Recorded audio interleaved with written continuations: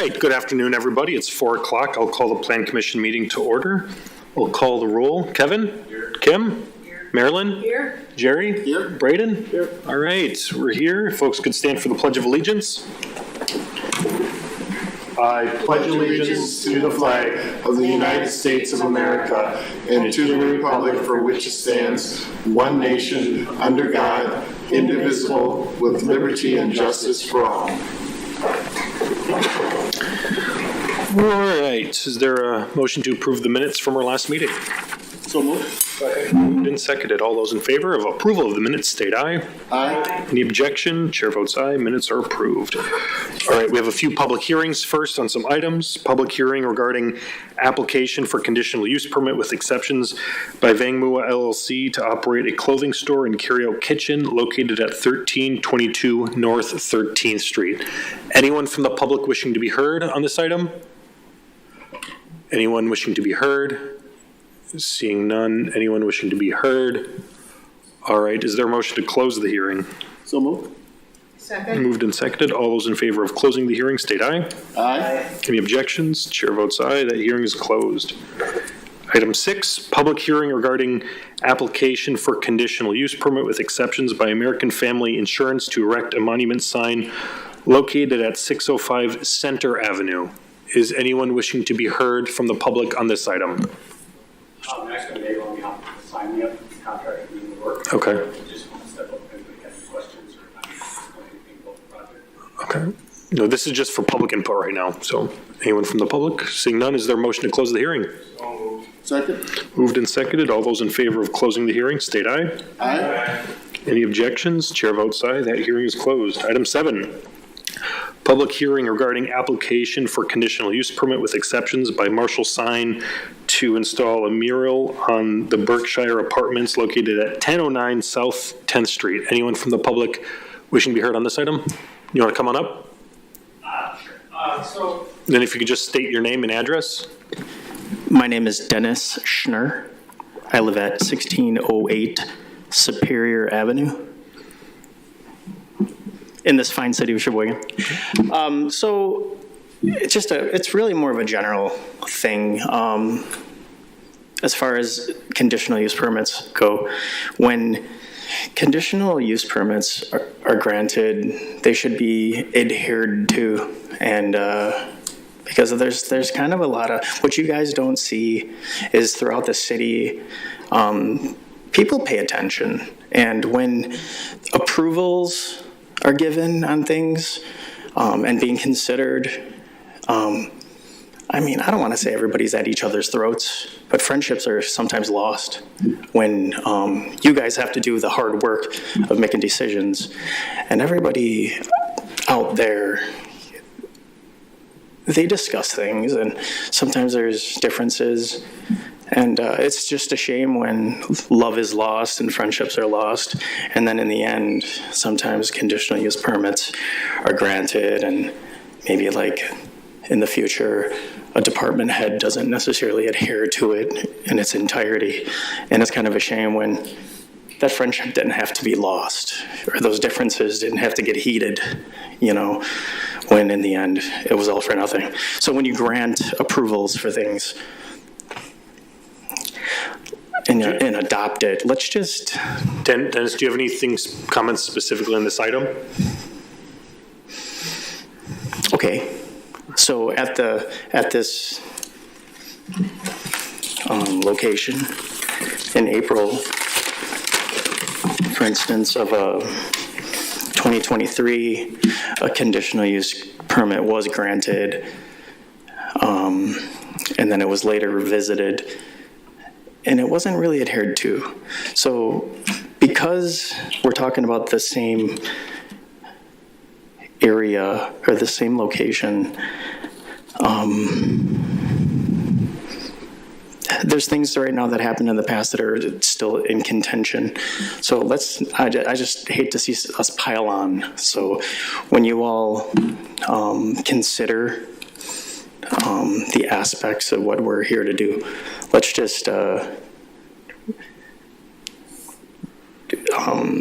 really taken into consideration what you're doing. I'm not against this mural per se. I haven't seen it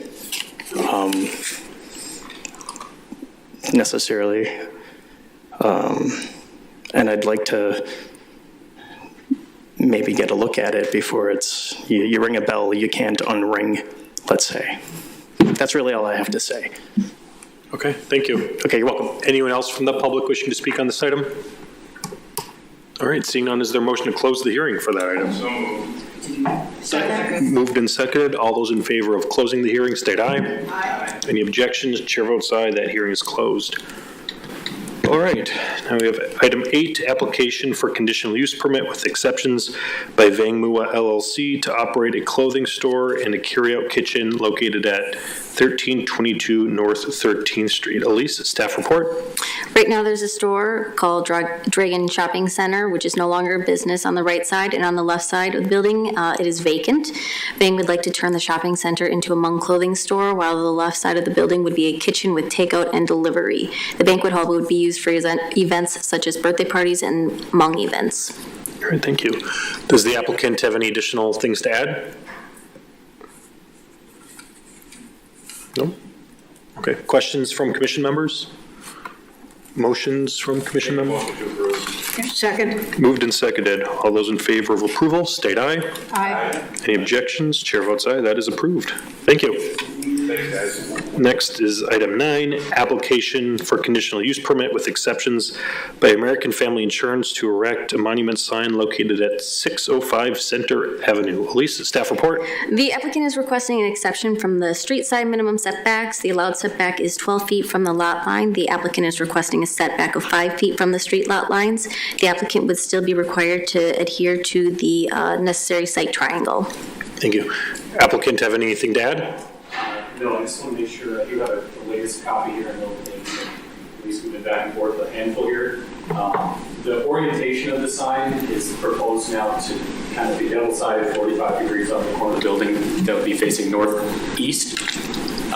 It is only a 4-foot wide sign, and we have 7 to, I believe, 8 feet from the end of the vision triangle to where the landscaping starts on the property to install that sign. So Okay. Questions from commission members? motion to approve. Second. Moved and seconded. All those in favor of approval, state aye. Aye. Any objections? Chair votes aye. That is approved. Item 10, application for conditional use permit with exceptions by Marshall Signs to install a mural on the Berkshire Apartments located at 1009 South 10th Street. Elise? A mural depicting Lake Michigan would be placed on the south side in this high-traffic area of 1009 South 10th Street on the west-facing side of the multi-tenant building. It would be positioned on a wall that was originally designed to be home for the mural on the recent construction drawings, standing 23 feet tall and 36 feet wide. Is the applicant here? I'm representing you. Yeah. Any additional commentary? Can they come up? No, I guess I will share. Can't hear. Yeah, can you come to a mic then? Oh, I'm sorry. Yeah. Fine. Maybe I will change my mind. Just for some clarity, the mural is an actual mural, so it's not painted on. It's similar to the way a billboard is done, and I hesitate to use that word. But if they ever want to change the graphic, or if we'd want to if you have a special event of some sort, whatever it might be, it's not something that's going to be put up and start to look drabby at some point. It's always going to be able to be fresh and clean. So it's flexible, I guess, is what I'm saying. Is that vinyl? It is vinyl, yes. What does something like that cost if you put it up put up a special event instead? I'm gonna hold off on that because there's a number of variables. You know, the number of colors that it would have. You know, when we do it digitally printed, there's a number of processes. So I guess I would do a quote on that time. Again, based on art. Does that require a different kind of a permit if you started switching them out? Well, it would have, the only person that could be on there besides, because it has to be on the business entity that it's representing. There's no text or anything on this, but if the city, for example, would want to go to the landowner and wanted to have a city event, Marshall Sign's not going to advertise on it. It can't even, it can't have any text on it of any kind, unless the city were to come and say, we'd like to have a conditional use, we've got a special event coming up on XYZ date, and we'd like to market it there. That flexibility or that ability to be done is there. Just from a functional state, it's not the intent of the process. I'm just trying to let people know that it's not paint, it's not semi-permanent. It's going to have flexibility to be kept fresh. John? Is the visual that's in our packet the actual Yes, that's what's proposed. I think it's a lighthouse and a lake-type scene on there. So with surfing, yes. So Scott, would you be able to put that up on the screen so Mr. Schneider could? Oh, I'm sorry. Thank you. You're reading my mind.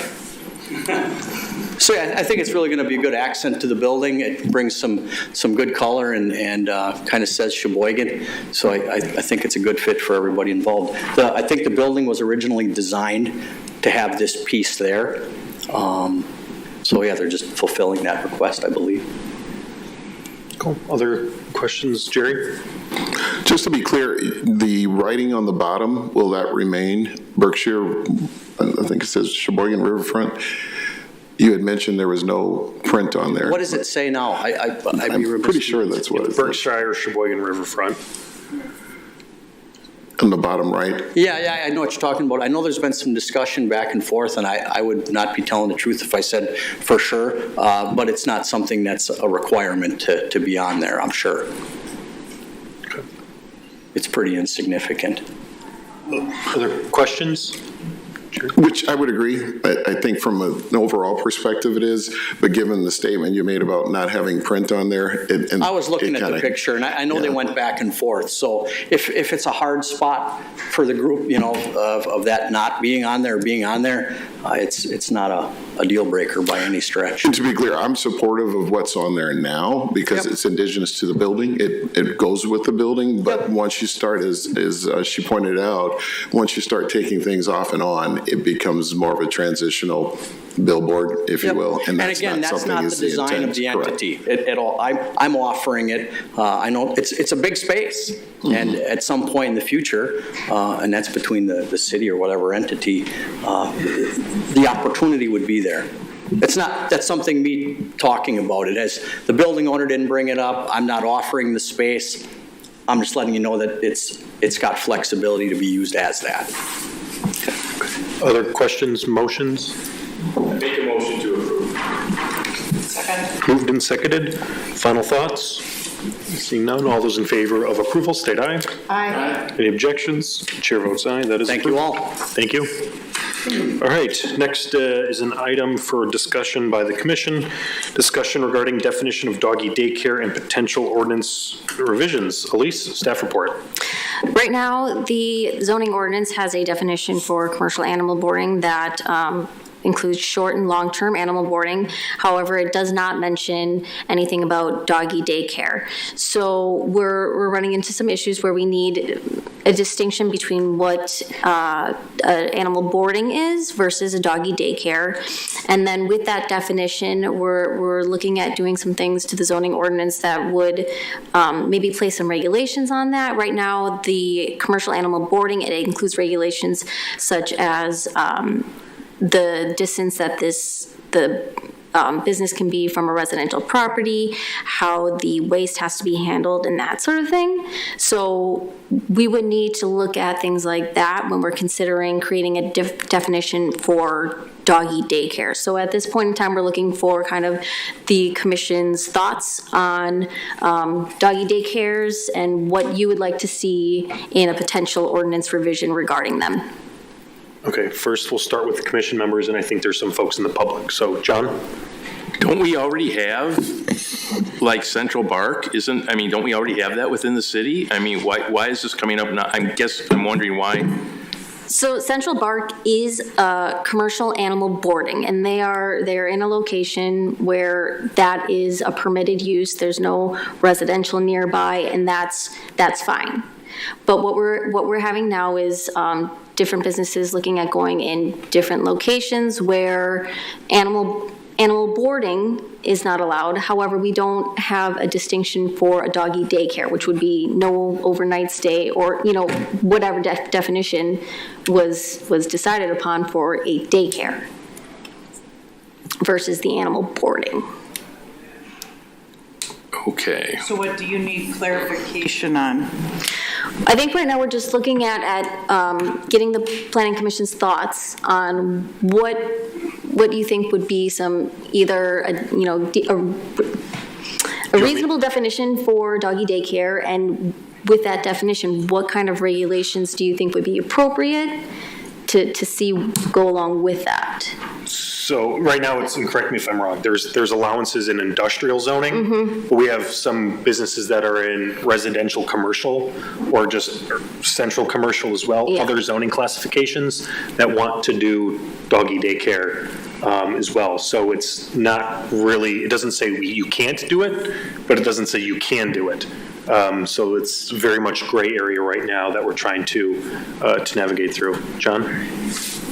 Would we be able to get like a packet of information on what's existing and what the city would like to see, and rather than off the cuff, discuss this right now without much background information at a future meeting? We can do that, yeah. Marilyn? I think the most important is no noise and clean up the waste. Those are the two things that really make the difference in any area. Did you have a follow-up, Kim? And I was just thinking, if it's doggy daycare, there's daily drop-off and pick-up. There are no overnight stays. Correct. Right. Anyone from the public wishing to speak on this one? Jeremy, you want to come up to a...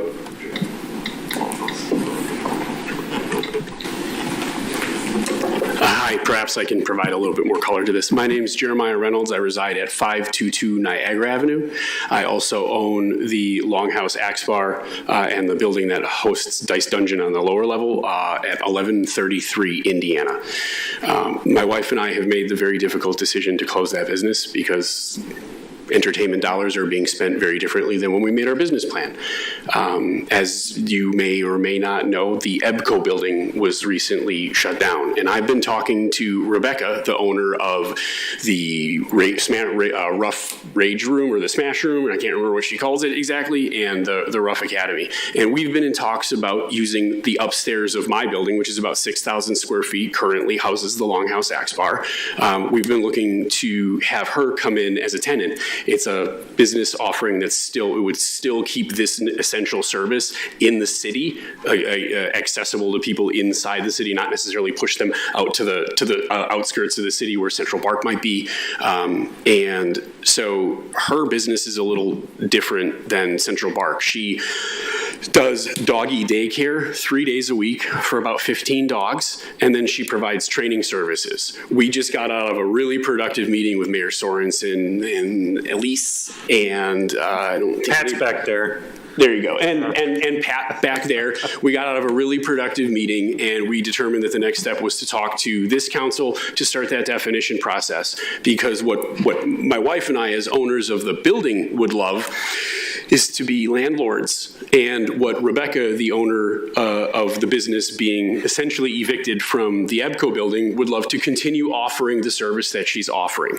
So she's not a boarding kennel. She doesn't do overnight boarding, which I believe most people can agree that the colloquial definition of animal boarding or dog boarding is overnight. Short term is for a couple of days, long term is for more than that. But there isn't any legal framework where somebody can drop their dog off just for the day and have training services, socialization services kind of provided for that animal, and then it goes home at the end of the night. And that's what we're looking to do. Rebecca has been at her location for, I think she said, 8 years, and she's never had a complaint. They do walk their dogs, and then they dispose of the animal waste in the garbage, and our building has dumpsters in the alley down below behind the body shop next door, so there wouldn't even be any wafting of smell or anything like that. And as we were Rebecca filled out a conditional use permit, and at that point, we kind of understood that the zoning regulations regarding this issue were unclear, and we, both the landlord and the potential tenant, aren't exactly sure what's allowed. The city isn't actually able to say what is allowed or isn't allowed because the legal definitions are kind of murky, whereas boarding requires a whole set host of additional regulations, whereas doggy daycare might not require those same things. And we are really hoping that the Plan Commission can expedite this. As you know, that they were given a date of April 15th to vacate the premises. Our Axe Bar closes on the 29th of this month, and we're kind of hoping to be able to get this going. We were able to get some approvals, and Mayor Sorensen can communicate those. I don't want to take more time than I have to. But we're kind of hoping that either doggy daycare can be defined and then allowed in the professional commercial. I don't know my zoning words, I'm not a zoning guy, but like that we can allow this service that offers these services only 3 days a week. Again, she is not looking to expand her doggy daycare business. She's actually moving into more of a training, but she needs the revenue from the doggy daycare to build out her training business. And we've already verified with the wonderful people in planning and building inspection that training is explicitly allowed and we can actually continue our plans with that. We're just looking for some level of mechanism to either regulate or approve the idea that somebody's going to drop their dog off sometime in the morning, and then pick them up sometime in the afternoon. Again, no boarding.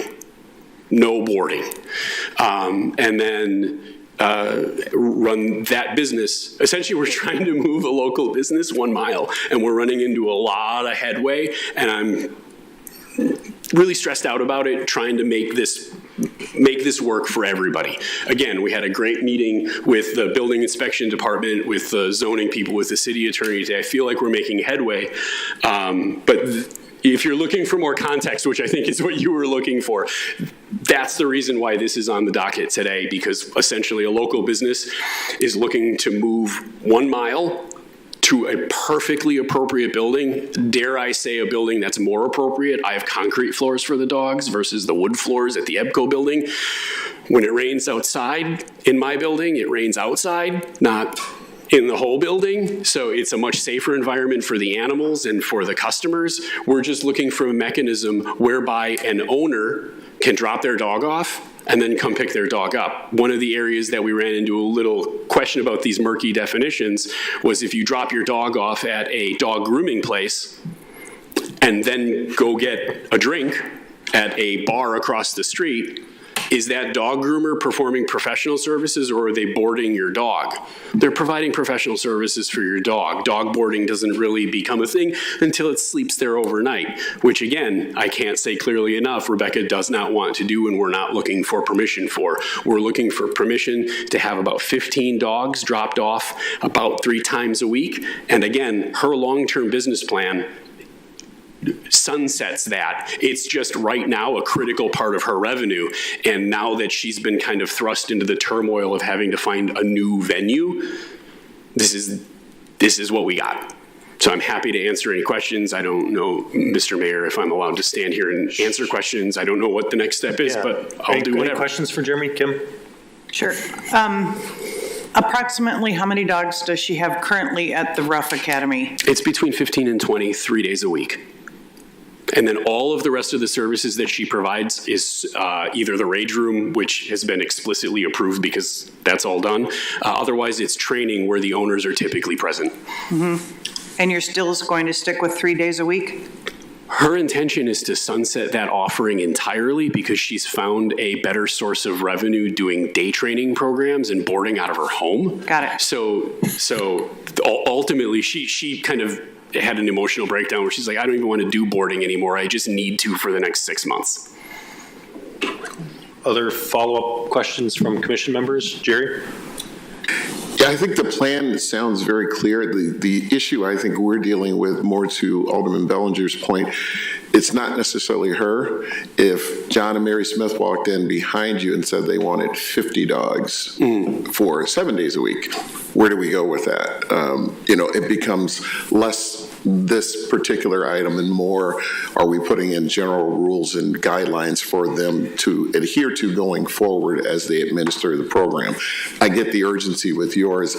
I think the difficulty is how do we legislate that very quickly for one particular spot, if you can see where I'm going with that. I completely, totally understand, and you won't find a more ardent fan of sensible regulation than me. And I think that we aren't looking for an answer by April 15th. We understand that the process is kind of like a ping pong table where this commission puts it to the Common Council, puts it to another commission, puts it through all of the sausage-making apparatus that exists in this building, and it's going to take a couple of months. We understand that. We're prepared for it. I just need it to happen. I'm willing to sit down with any and every member of this commission or any and every other commission to help clarify things. But again, what we are specifically looking for, and we would be willing to put all of that in writing, it's like 15 to 20 dogs for 3 days a week for the next 6 months, and then we'd be happy to revisit. We filled out the conditional use permit. We're happy to fill out the PUD paperwork if that's a necessary thing. There are lots of options available to us, but the first one was to bring you guys into this. Like I said, that meeting was about 90 minutes ago. Other questions? John? So Elise, what are you looking for from us then? I mean, are you looking to solve this particular issue today? No, what I'm looking for is just to kind of gauge the commission's, thoughts, ideas, how you're feeling about creating these definitions, and get the thoughts going on what kind of regulations we might want to place on the zoning ordinance if we're to make this distinction between the daycare and the animal boarding. Well, I have no issue with this proposal. I think it's a wonderful use of the space, and I think it helps out both individuals, both parties solve a problem. Again, to Jerry's point, moving forward, what do we put on the number of limitations for the number of dogs, or the next person that comes in line behind this gentleman to propose something similar? So I think this is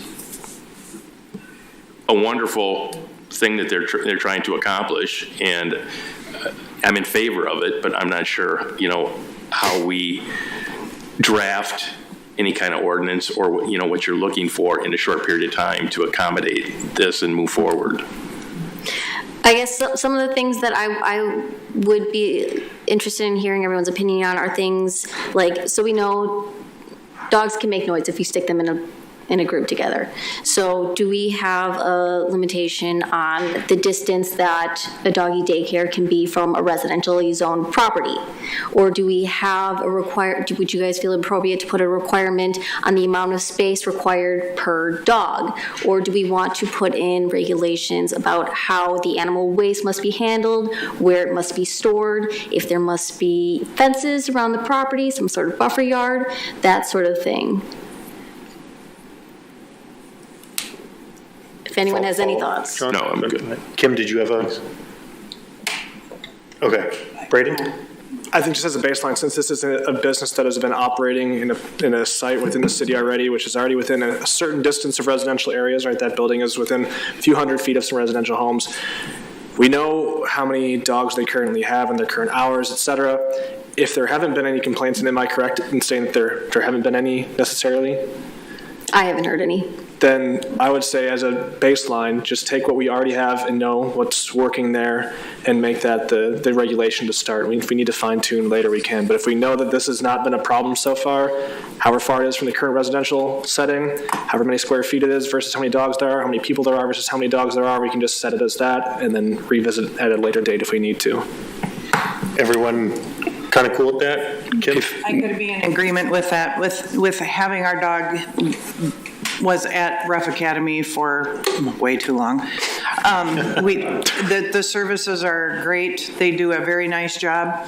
I don't really ever remember hearing the dogs barking from outside of the building, but with the traffic going by on Erie Avenue, that was a lot louder. And the uncontrolled accelerations and whatnot from the traffic were a heck of a lot louder. They take good care of the dogs. I think if we set this up to fit this exchange of properties exactly, and then know that in 6 months, maybe is when we have to check back in and see what else we've come up with, or Elise and her department have come up with, I think that could be a good way to move this forward, knowing that this eviction has already happened. If I may speak to the noise. Rebecca's service offering, and I apologize that I'm speaking on behalf of her. She kind of asked me to handle the speaking part. I'm much more comfortable with it. Her current service offering for the I'm going to call it day training, so that way we don't confuse it with boarding in any way, shape, or form. The day yes, it's from 6 in the morning until 6 in the evening, 3 days a week. Her dog training programs, the ones where the owners are on-prem, are evening programs that could run as late as 9 o'clock. And I would just like to, as not sarcastically as I can, remind everybody that there's an axe throwing bar operating in that building presently. And I have had 0 complaints since I opened that bar that were legitimate. We all know about the neighbor. We all know about Ms. Weber and her complaints, but I have never, as a bar owner, been cited for any noise ordinance, and I have had live music. I have had live entertainment. I have used my license to the fullest extent provided to me, and I have never once been asked by a police officer to turn any of it down, because I am a member of this community, and I am not a corporate landlord looking to just rent this out. I want this for the benefit of my community. I really am thankful for at least the sentiment that I'm hearing. I mean, I've been in front of this committee for a handful of times. Faces have changed and stuff like that, but Sheboygan has always been pretty open and accepting to understanding like the struggles that rural business owners have. And Rebecca is kind of against the wall here, because there aren't a lot of multi-thousand square foot properties for rent right now, especially at the price that I'm offering mine. So it's something that actually it's move-in ready. It's a much better facility. If you were there before, you remember the wood floors. My floors are all epoxied concrete. So when a dog messes on the floor, it cleans up a lot faster. There's no stains. It's a much more sanitary environment for the animals, for the caretakers, for absolutely everybody who walks through that building. She's never had a complaint about dog waste, and our dumpsters for our property are down and below behind a body shop, where again, one bag of dog waste in the occasional day is probably not nearly as gross as the food that I throw away after a party that sits in the dumpster for 4 days while, before the waste management company comes and picks it up. So we are good stewards of that building. We are good stewards of our community, and we're very hopeful that whatever direction we go, we can take this. Cool. Other final thoughts? Elise, do you have a good sense of direction? I think I do, but you do have a public comment. Yes. Brian? Thanks, Jeremy. Thank you. Hi, my name is Brian Kelly. I live on 2006 South 9th Street. I kind of question whether, the phrasing of this is okay, we're coming to this council to ask what regulations need to be applied. I think there's a lot of things that already exist. We were talking about noise. There are already noise ordinances. Every restriction that you add on this makes it harder for a local business to get off the ground. So if they need to start modifying the building in all these different ways to accommodate these restrictions that you might add, it might not make it possible for that local business to actually function, stay open. So I would say, as you're thinking about these regulations, try not to be too restrictive that you make it so the business can't even survive. So that's my only thought. Thanks. Cool. Thanks. Anyone else from the public wishing to speak on this item? Commission members, anyone else? All right. That exhausts our agenda. Do we have a motion to adjourn? So moved. Second. Moved and seconded. All those in favor of adjourning, state aye. Aye. All right. We're adjourned at 4:34. Thanks, everybody.